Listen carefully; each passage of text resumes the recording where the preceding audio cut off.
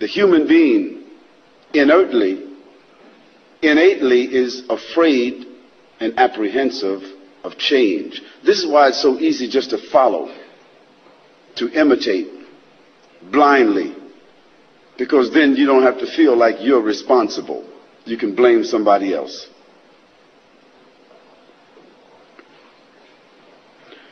Well, think about it tonight.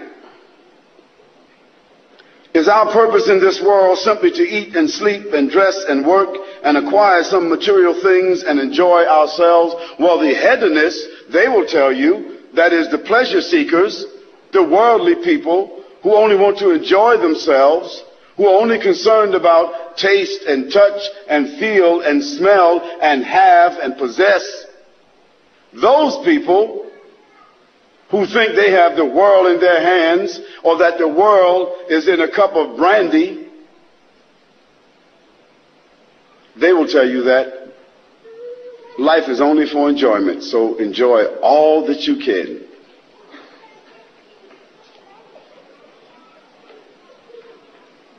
Is this our purpose? Why are we born? What is the object of our existence?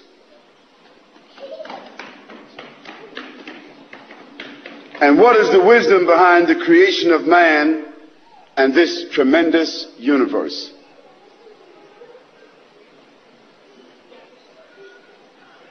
Think about that question. Think about it seriously. Now, some people will argue that there's simply no proof of any divine origin of this world. And there's no proof that there's a God. And there's no proof that this universe has come about through any divine purpose. There are those who argue that. And some of them, they occupy some of the higher places in academia, in government.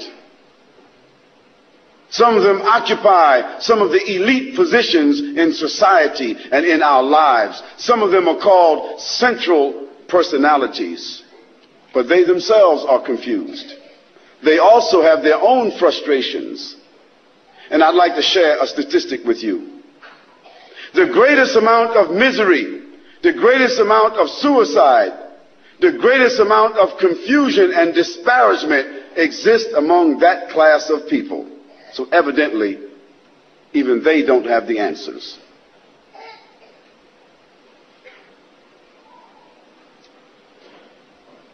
Now, there are people who argue this way, and they say that perhaps this world came about by chance. That means random. That's what chance means, random. Like going to the gambling house. You call it here the gaming rooms. They have a nice name for it here.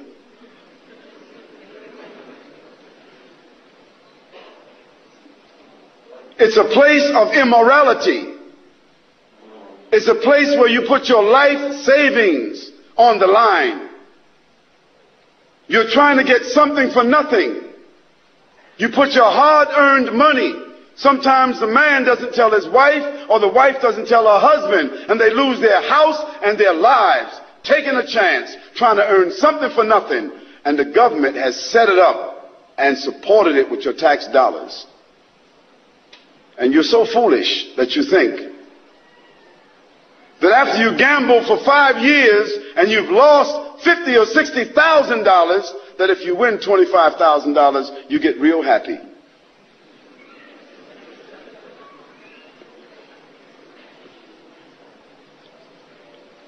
So thinking that this world came about by chance is the same as thinking that when you put money in a slot machine that the numbers come up by chance. They don't. Everybody knows that the casinos are rigged and only the house wins all the time.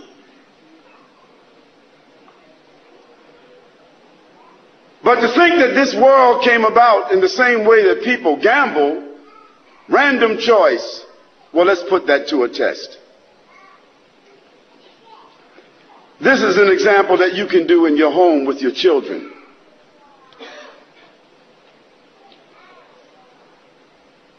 Take 10 marbles, number them 1 to 10, and put them inside of a bag and shake the bag. And then close your eyes without looking inside that bag. Pull out number 1. Pull out marble number 2. Pull out marble number 3. In that order. Just 10 marbles, that's all. 5, 10. What do you think the chances are pulling out those 10 marbles in that order without looking at them? Does anybody here that's a mathematic genius, knows about calculus, knows the random chance? Does anybody know the chance? 26 million to 1. That's only 10 marbles. That's called a micro example. Now let's go a little bit further out to a macro example. The earth that we are on is one planet among 9, or some people say 11, in our solar system, isn't it? And our sun that gives energy and light and gravity is the center of our solar system. And our sun is only one star, and it happens to be one of the smaller stars in our galaxy called the Milky Way. And the Milky Way is only one of the smaller galaxies in the nebula called the Andromeda. And the Andromeda has itself millions of galaxies like the one that our sun is a part of. And there are millions, or literally countless, galaxies, clusters of galaxies like the Andromeda, that have been predicted by sending out sound and light. And they have sent out sound and light that has never returned. Now all of this diverse order that we see in the heavens, that we are able to somewhat calculate and predict, that we call night and day, time, all of this is in order that allows us to calculate. Tell me, if you can't pull out 10 marbles in order, how did all of this come in order? Evidently, man didn't do it, because man is only a drop of water on the earth. Significantly nothing. You can't even see him if you get a certain distance. He's forgotten about. So I say to you, certainly, this whole great world with all of its great orchestration could not have just come together. And even if we accept the Big Bang Theory, someone had to create that combustion. Because after the bang came about, everything came in order. So order does not come from disorder. You can't get out of your bed in the morning and don't make your bed and come back and your bed is made unless you got a maid. You can't demolish a house and come back and the house came back together unless you got a reconstruction crew. Order doesn't come from disorder. Order comes from an order. An order means a legislation. It means a science. It means a fact. It means a determination. And if man wasn't around when that Big Bang took place, he had nothing to do with that determination or anything after it. Here I would like to mention a few verses of the Quran that address this subject, because the Quran was revealed more than 1400 years ago, a book of 6,626 verses that has been retained and memorized, preserved since the time that it was revealed more than 1424 years ago. Memorized in the time of the Prophet, peace and blessing be upon him, who received it in his own life, memorized by his companions, and the same Quran is with us today. And among the people sitting here, I'm sure there are 5 or 10 people who have memorized the entire Quran.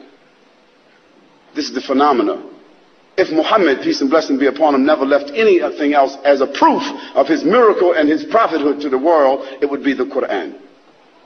I asked my brother to recite just a few verses and then I'll translate it.